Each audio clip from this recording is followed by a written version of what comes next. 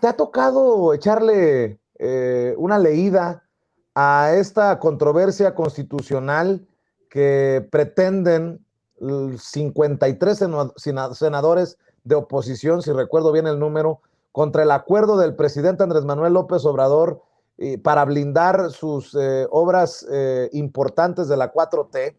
Y esto que decidió Olga Sánchez Cordero, exministra, exsecretaria de Gobernación, hoy senadora, presidenta de la mesa directiva del Senado, porque la están atacando con todo. Y aquí lo importante, te digo, no sé si le has echado una revisadita al tema, pero me parece interesante escuchar tu opinión, porque, por ejemplo, Olga Sánchez Cordero dice, conforme a los criterios de la Suprema Corte de Justicia de la Nación, se concluye que el Senado mexicano carece de interés legítimo para promover una controversia constitucional contra el acuerdo del presidente López Obrador, como lo solicitaron diversos senadores y senadoras.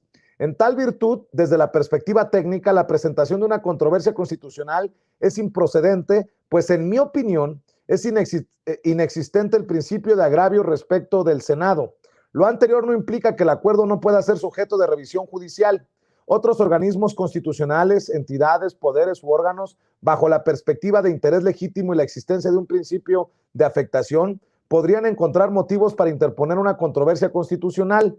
La presidencia del Senado mexicano representa la unidad y esto implica escuchar todas las voces, como siempre lo he hecho, pero también respetar los procesos legales y tomar decisiones con sustento jurídico y no político por el bien de esta máxima tribuna de los mexicanos. Y bueno, por esto que decidió Olga Sánchez Cordero, la han llamado sinvergüenza, la han llamado paje de López Obrador, le gritoneó ayer y le reventó la sesión Lili Telles.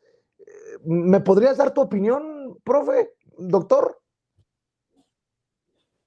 Claro que sí, estimado Vicente. Mira, es muy sencillo, Vicente. Las controversias son un mecanismo judicial que tienen los ciertos órganos políticos.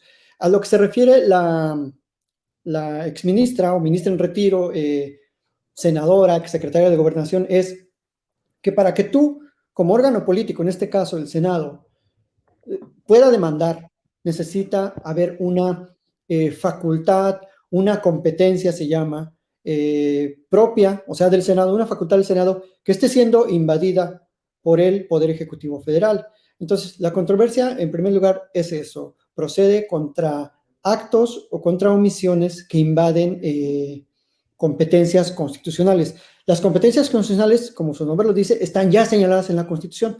Cada quien tiene las suyas. Poder judicial, poder legislativo, senadores, diputados y poder ejecutivo. Al poder ejecutivo le compete toda la administración pública federal, es decir, todas las obras, todo el desarrollo de política pública en todos los sectores, economía, medio ambiente, en educación superior de la Secretaría de Educación. Es decir, ya está dicho, Vicente, lo que subraya la maestra Olga Sánchez Cordero es que el Senado no tiene ningún interés, es decir, no tiene un derecho vulnerado, no se le está transgrediendo nada al Senado, porque el Senado no tiene competencias en esas materias.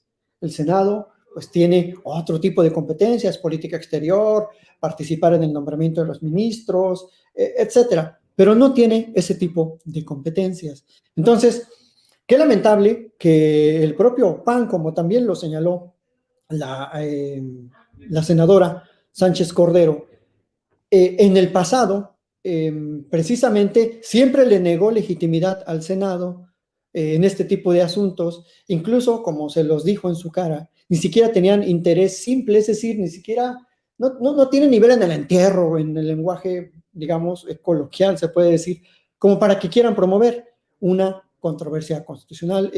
Pero esto es parte de la desesperación, y ayer lo vimos en una muy lamentable dramatización de la senadora Lili Telles, con un lenguaje francamente que rebaja mucho el nivel de la investidura de las senadurías, atacando, vociferando, interrumpiendo en el uso de la voz a la senadora Sánchez Cordero. Entonces, eso solo es un nivel de desesperación, Vicente. Si tuvieran legitimación, bueno, que la interpongan, a ver qué dice la Corte, pero como todo últimamente andan perdiendo en la Corte, pues ya no les importa perder la vergüenza misma en el Senado. Entonces, no es procedente por parte del Senado, como bien lo dice la ministra en retiro, es procedente de por otros medios, por otras vías legales quizás, pero tampoco significa que en el fondo esté mal o esté erróneo el acuerdo. Procedente quiere decir pues que lo van a estudiar, que le van a dar entrada, que lo van a revisar, pero no quiere decir que les van a dar la razón. Ahora sí, como decimos en el derecho, procedente pero infundado. Al final eso les van a decir. Entonces, pues francamente les hace falta muchísima congruencia constitucional y visualizar que esas obras son para los intereses de la sociedad, de las comunidades, incluso de las comunidades más afectadas, de las comunidades pobres, y para obviamente incrementar la productividad nacional interna, la soberanía interna, la economía que nos fortalece frente a esos vaivenes en los mercados internacionales. Pero no lo ven así, dicen ellos, como siempre hicieron obras para sus amigos, con sus amigos y para sus intereses. Claro, ahora les molesta, les es muy recalcitrante que el gobierno federal esté trabajando para el pueblo. Eso es, en resumen, Vicente, su falta de congruencia constitucional. Digo, Qué qué lástima bueno, así a la senadora, qué lamentable, mi solidaridad con ella, porque sí, es muy lamentable escuchar ese tipo de dramas en el Senado.